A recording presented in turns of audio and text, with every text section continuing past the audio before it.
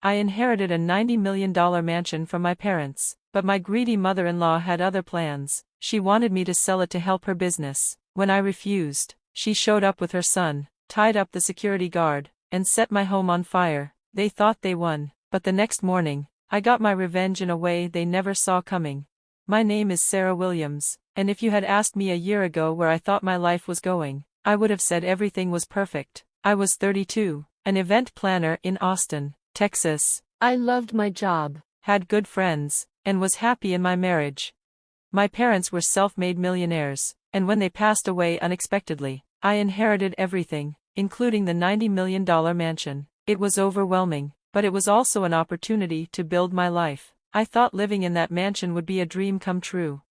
My husband, Jake, and I had always talked about moving into a bigger home, and now we were living in this luxurious mansion. Jake, 34, was a real estate agent and was excited about the move. We spent days decorating and enjoying our new life. For a while, everything seemed perfect.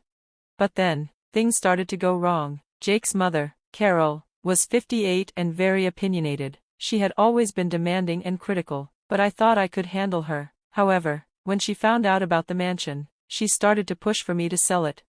At first, her comments were subtle. "Sarah, with all that money, you could do so much more. Real estate is a great business. Why hold on to this place?" she said one day during a visit. I was shocked. This house meant so much to me because it reminded me of my parents. It wasn't just about money. "I'm not ready to sell, Carol," I said, trying to stay calm. "This house means a lot to me." She smiled, but it didn't reach her eyes. "Selling it could set you up for life. Think about it. Real estate is a huge opportunity." I didn't want to sell, but Carol didn't stop. Every time we talked, she brought it up again. It wasn't just her, either. Jake started to agree with her more and more. He didn't say much, but his silence spoke volumes. I started to feel like he was siding with his mom. One day, Carol and her younger son, Ben, showed up at our door without warning. I could see something was off. Carol had a determined look in her eyes, and Ben, 26, looked angry. "What's going on?" I asked, trying to stay calm. Carol didn't greet me. She walked right in and said, "Sarah, I've had enough. This house is a waste. You need to sell it and use the money wisely. I'm done waiting." I was stunned. This house is not for sale. It's not about money. It's about honoring my parents' legacy. Carol smiled, but it was cold. "You think you're the only one who can benefit from this inheritance? Your parents would want you to let it go. It's time to move on." Before I could say anything, Ben stepped forward. "Mom's right. This could be a big opportunity for all of us. Why hold on to something just sitting there?" I felt trapped, but I stood my ground. "This isn't about money. I'm not selling. This house is mine, and it means something to me."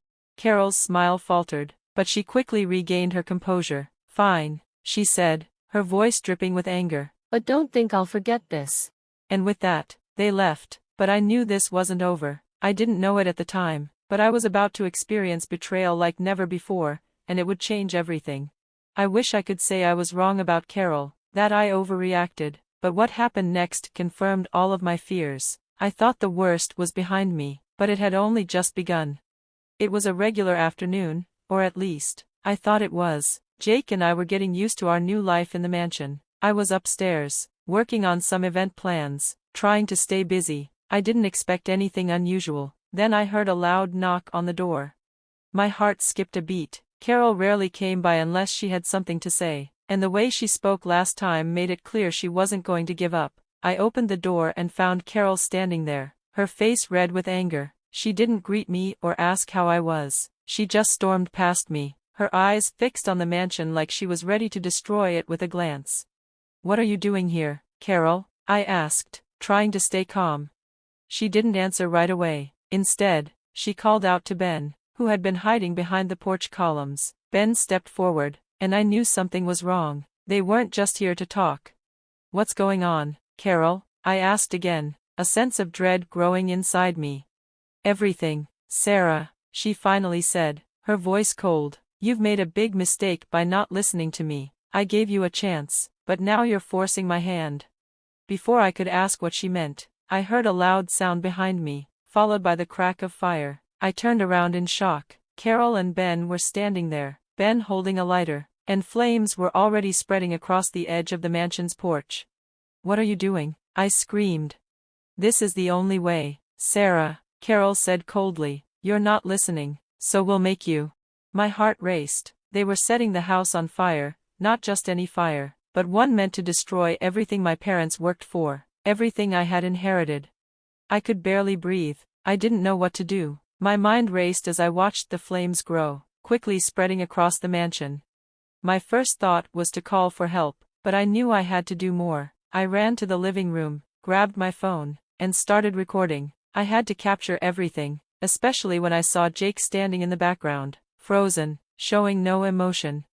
As I filmed, I saw the security guard tied up, gagged, unable to stop the fire. That's when it hit me. Jake wasn't trying to stop his mother or brother. He was doing nothing. He was complicit. I fought back tears, refusing to let them see my weakness. I wasn't going to let them break me. In a moment of clarity, I made a decision. I ran to the back of the house and let my trained attack dogs loose. They were my only hope to stop them. The dogs were trained to protect, and I trusted them more than anyone else. When Carol and Ben saw the dogs running toward them, their faces turned white with fear. Without a word, they turned and ran, leaving the fire behind. It felt like everything was happening in slow motion. I heard the dogs barking, chasing after them, but it was too late. The fire had already spread. I called 911, but by the time help arrived, the mansion was half gone. I stood there, watching everything burn, unable to understand what was happening. This wasn't an accident, it was a deliberate attempt to destroy everything I had. But the worst part was realizing that Jake had been part of it. He had stood there, doing nothing to stop his mother and brother. They had all betrayed me.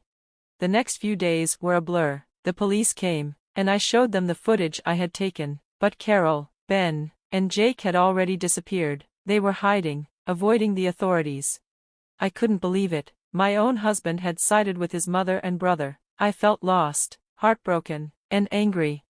But I knew one thing for sure. I wasn't going to let them get away with this. I hired a lawyer, gathered all the evidence, and vowed to make them pay. I would get justice for my parents. For the mansion. And for myself. I wasn't going to let their greed and betrayal win. But little did I know, the worst was yet to come. The days after the fire felt like a nightmare I couldn't escape. The mansion was gone, my life was in chaos, and the betrayal weighed heavily on me. But I wasn't going to let it end like this. I had to do something. I had to fight back. I called a lawyer, Mr. Tom Williams, a calm and experienced man who specialized in property disputes and fraud. The moment I met him, I knew he was the right person for the job. He listened to my story carefully, and after seeing the footage, he nodded. "We can use this evidence," he said, "but we need to gather more. If they're hiding, we need to be quick." He was right. As much as I wanted to focus on the emotional side, I knew I needed to build a strong case. We gathered every piece of evidence we had, phone recordings, photos of the tied-up guard, and everything we could find. I knew Jake's role in all of this was clear, but where had they gone? Carol, Ben, and Jake had vanished without a trace, and I couldn't shake the feeling they were planning something worse. The police had been notified right away, but they couldn't find them. It seemed they were hiding well. I felt helpless. My own family had betrayed me, and now they were slipping away without facing any consequences. I was restless. Every day, I checked the news and police reports, hoping for a breakthrough. I even went to the site of the mansion once, staring at the burned remnants of my parents' home, the place where I had so many memories. It hurt, but I couldn't let myself mourn just yet. I had something bigger to focus on, revenge. No, not just revenge, justice. 1 week later, the breakthrough finally came. I got a call from Mr. Williams early one morning. His voice was calm but urgent. "Sarah, they've been found. Your husband, mother-in-law, and brother-in-law were arrested this morning at the airport. They were trying to leave the country," he said. For a moment, I couldn't process the words. I could hardly believe it. They had tried to escape, to run from the consequences of what they had done, but they were too late. The police had caught up with them just in time, and now they were facing serious charges. I wasn't sure whether to feel relief or anger, but I realized this was my chance to make them pay for everything they had taken from me. They had destroyed my parents' legacy and betrayed me in the worst way. Now, they would face the consequences. The charges were severe: arson, conspiracy, and property destruction, among others. I could hardly bear to think about my husband's involvement in all of this. I had trusted him, and he had thrown it all away. But there was no time for self-pity. I had to focus on the trial ahead. The trial was intense. I testified about everything, how Carol and Ben had set the fire, how I had captured it all on my phone, and how Jake had stood by and done nothing to stop it. They tried to deny it, but the evidence was undeniable. In the end, the court ruled in my favor. Jake, Carol, and Ben were ordered to sell their properties and compensate me for the loss of the mansion. But their punishment didn't stop there. The court sentenced them to prison for their crimes, and they had to face the consequences of their greed and betrayal. It wasn't the ending I had imagined, but it was justice. For the first time in weeks, I felt a sense of relief. They had been caught, and I had done what was right. But little did I know, this was just the beginning of my journey to reclaim my life. The aftermath of the trial wasn't what I expected. I thought the verdict would bring closure, but instead, it left me with a bitter taste. Justice had been served, but I couldn't shake the feeling of betrayal. Jake, the man I had once loved, was now a stranger. My own family, my mother-in-law and brother-in-law, had turned on me, and the mansion, the symbol of my parents' legacy, was gone. It wasn't just a house that I had lost, it was everything they had worked for. But as the days passed, I began to realize something important. I had won. I had fought back. I had stood strong even when the people I loved most had tried to tear me down. I wasn't just a victim anymore. I was the woman who had survived it. I had reclaimed my life, my power, and my future. Now, it was time to build something new. I used the compensation money from the court order to start fresh. I didn't need another mansion. I didn't need to replace what I had lost. Instead, I invested in myself. I focused on my career as an event planner, something I had always loved but hadn't had time for with everything else going on.